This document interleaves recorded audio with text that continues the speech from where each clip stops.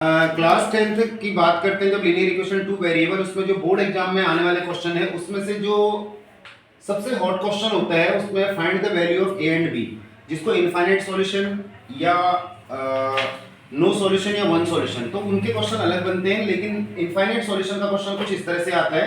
तो जैसे क्वेश्चन आता है तो सबसे पहले जो आपको इंस्ट्रक्शन दे रखी है इसकी वैल्यू लिख लो। a1 इज इक्वल टू आपका 2a माइनस 1 और a2 इज इक्वल टू 3 और b1 इज इक्वल टू 3 और b2 is equal to b minus 1। तो इससे पहले माइनस है तो ये भी ध्यान रखना कि आपका साइन जो है, साइन मैटर करता है इसमें। माइनस ये साइन जो है, इस साइन को जो है थोड़ा ध्यान से देखना। b2 is equal to minus b minus 1, इस तरह से। c1 इज इक्वल टू आपका माइनस 5 और c2 is equal to minus 2। आपसे क्वेश्चन में बोला गया कि इनफाइनाइट सॉल्यूशन, तो इनफाइनाइट सॉल्यूशन का फॉर्मूला लिखो व्हेन इक्वेशन, सॉरी, तो इनफाइनाइट सॉल्यूशन, हाँ, तो इसको आप लिखोगे जो इक्वेशन है आपका इनफाइनाइट सॉल्यूशन, इनफाइनाइट सॉल्यूशन ये लिखोगे a1 upon a2 is equal to b1 upon b2 is equal to c1 upon c2। अब आपने क्या करना, जो ये आपकी वैल्यू ली है इसमें पुट कर दो। देखो लाइक आपका देखो a1 upon a2 is equal to b1 upon b2, आप इसको ऐसे भी लिख सकते हो b1 upon b2 is equal to c1 upon c2।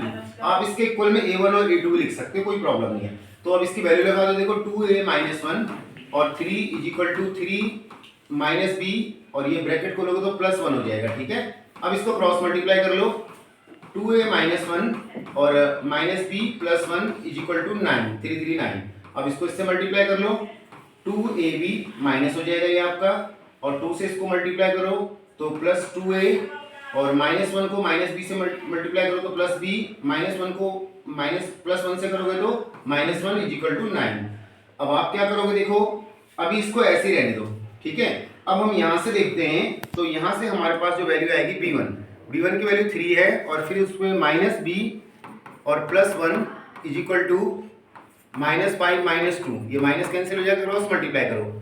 देखो minus 5b plus 5 is equal to 6, minus 5b is equal to 6 minus 5, minus 5b is equal to 1, b is equal to minus 1/5। इस तरह से ये आपका b की value आ गई। और इस वैल्यू को जो है आपने जहां जहां b दे रखा है, हमारी इक्वेशन 1 थी, तो जहां जहां b दे रखा है उसकी वैल्यू क्या कर दो, माइनस 1/5 रखोगे, आंसर आएगा। जैसे देखो माइनस 2 a की जगह ये रखो, इसकी जगह क्या करोगे 1/5, और फिर दोबारा से 2a और b की जगह क्या करोगे 1/5, माइनस 1 इज इक्वल टू 9। अब इसका एलसीएम लेके सॉल्व कर दो, आंसर आ जाएगा।